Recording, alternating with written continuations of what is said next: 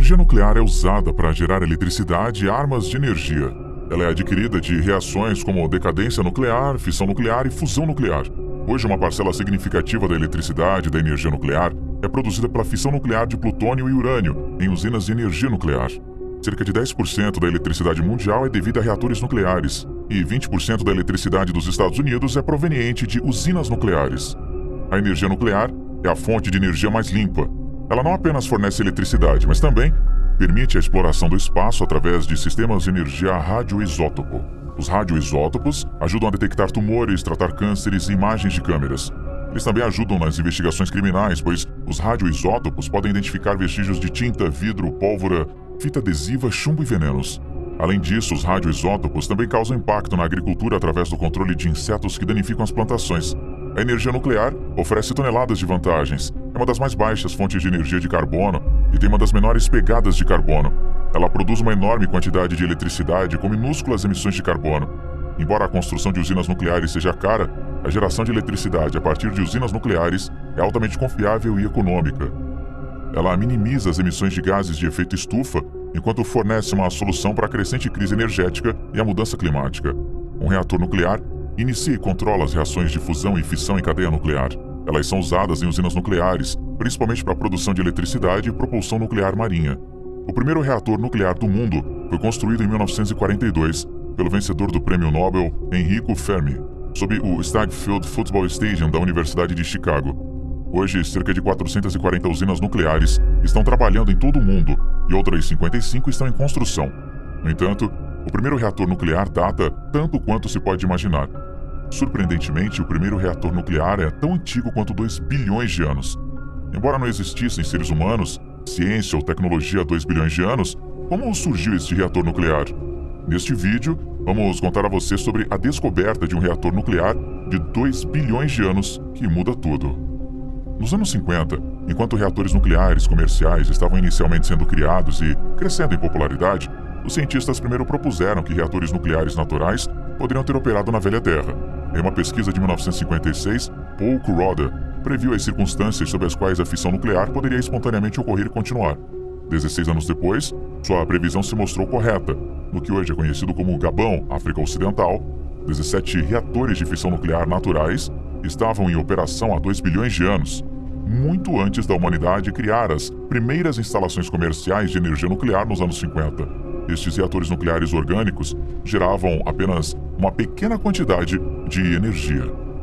Em 1972, alguns cientistas franceses estavam minerando na mina Oklo, em sua antiga colônia no Gabão, África. Eles pegaram algumas amostras de minério de urânio e fizeram alguns testes. Normalmente, o minério de urânio compreende 3 isótopos: urânio 238, urânio 234 e urânio 235. Os isótopos são 2 ou mais tipos do mesmo elemento, mas com vários nêutrons em seus núcleos.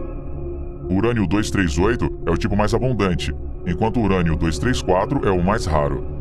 Por outro lado, o urânio 235 pode sustentar reações nucleares em cadeia e é o que mais interessa aos cientistas.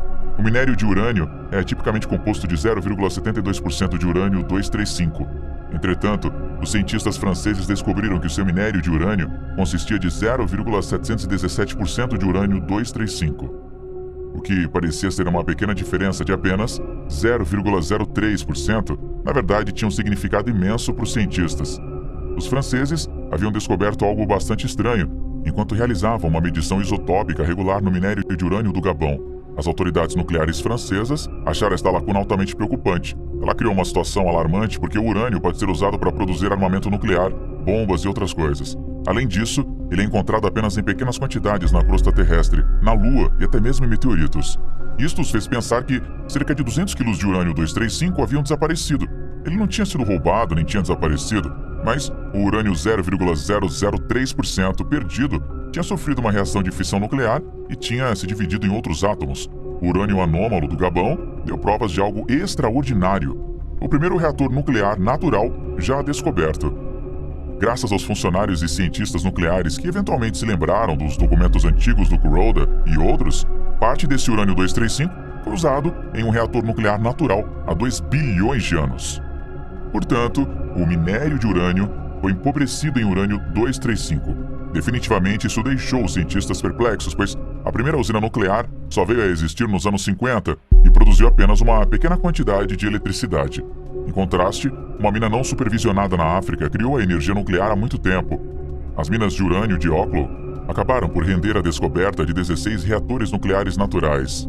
Em Bangombé, cerca de 30 quilômetros ao sudeste de Oklo, outro reator nuclear natural também foi encontrado, o 17º da série de reatores biológicos. Era difícil de acreditar, pois as reações nucleares exigem condições específicas. Neste cenário, o reator não era um objeto artificial, mas uma área de urânio natural na mina de Oklo, no Gabão. Talvez o terreno rochoso e a temperatura fossem adequados para desencadear algumas reações nucleares com urânio radioativo. Um suprimento abundante de urânio é necessário para que uma reação nuclear ocorra. Outras exigências incluem uma infinidade de nêutrons e uma substância reguladora como a água. Vários cientistas teorizaram esta intrigante descoberta de várias maneiras. Uma teoria popular é que, embora 0,72% do urânio pareça ser uma pequena quantidade, ele foi suficiente para uma reação de fissão nuclear. O urânio 235 decompõe-se naturalmente no tório e libera um nêutron, cumprindo finalmente o segundo requisito de nêutrons. Esse nêutron reage com outro urânio 235 e a reação de fissão começa. A fissão pode ser resumida como quebrar átomos em pequenos átomos e liberar energia junto com alguns nêutrons. Quando o nêutron se combina com o urânio 235, eles formam o urânio 236, que é instável. O novo isótopo é tão instável que se divide e cria muitos átomos estáveis menores e alguns nêutrons. Os nêutrons resultantes combinam-se com outros átomos e a reação em cadeia continua. Havia um fluxo de água subterrânea natural, servindo como terceira condição de regulação de substâncias. Conforme os átomos se dividem, eles liberam nêutrons e energia. A água provavelmente retardou os nêutrons e a energia aqueceria a água. Depois de algum tempo, a água seria tão aquecida que começaria a ferver. Eventualmente, a água suficiente teria fervido até que não houvesse mais nada para retardar os nêutrons. Os nêutrons iriam atirar no chão sem reagir com nada e a reação iria parar. O fluxo natural de água subterrânea então se infiltraria até que houvesse água suficiente para iniciar todo o processo. Este ciclo provavelmente continuou por centenas de milhares de anos.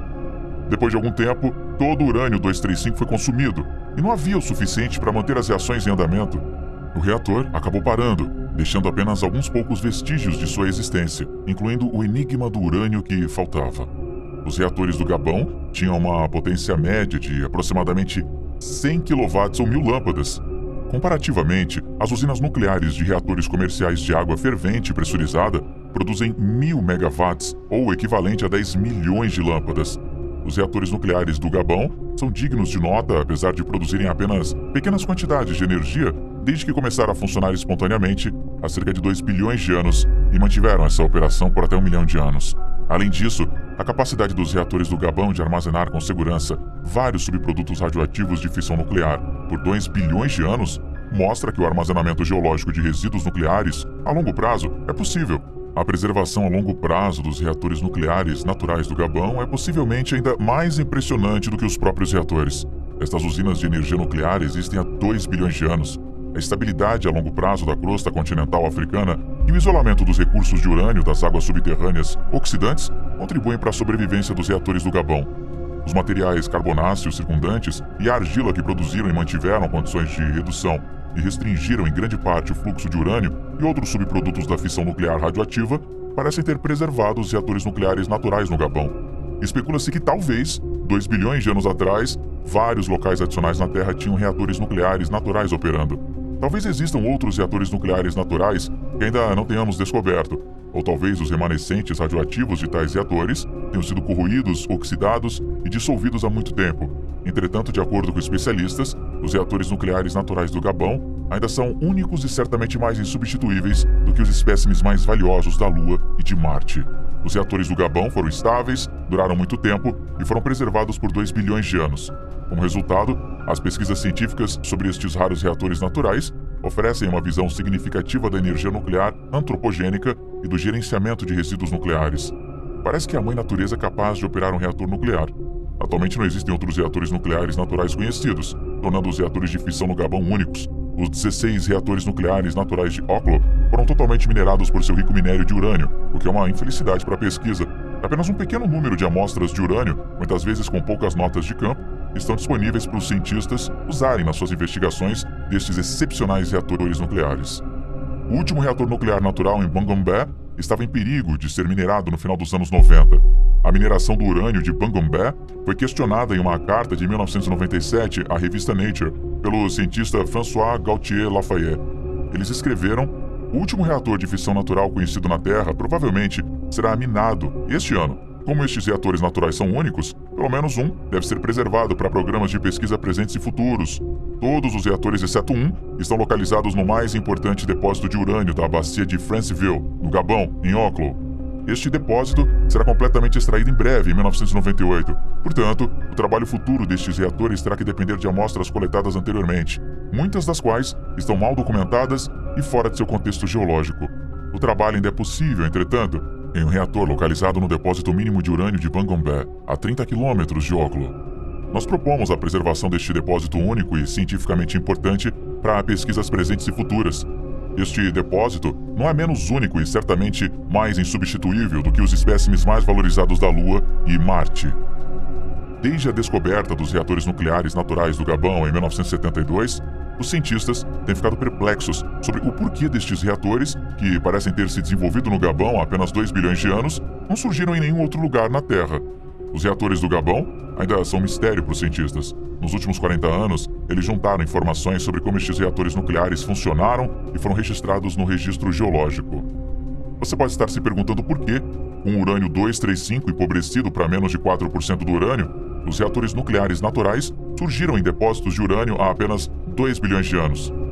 Se as quantidades de urânio 235 tivessem sido maiores no início da história da Terra, os reatores de fissão não teriam surgido ainda mais provavelmente. Tenha em mente que uma alta abundância de isótopos de urânio 235 é apenas um dos 4 pré-requisitos para o surgimento de um reator nuclear natural. A concentração de urânio é um outro pré-requisito crucial. Isso determina que não havia concentrações significativas de urânio na Terra antes de 2 bilhões de anos atrás. É fácil entender o porquê. Oxigênio.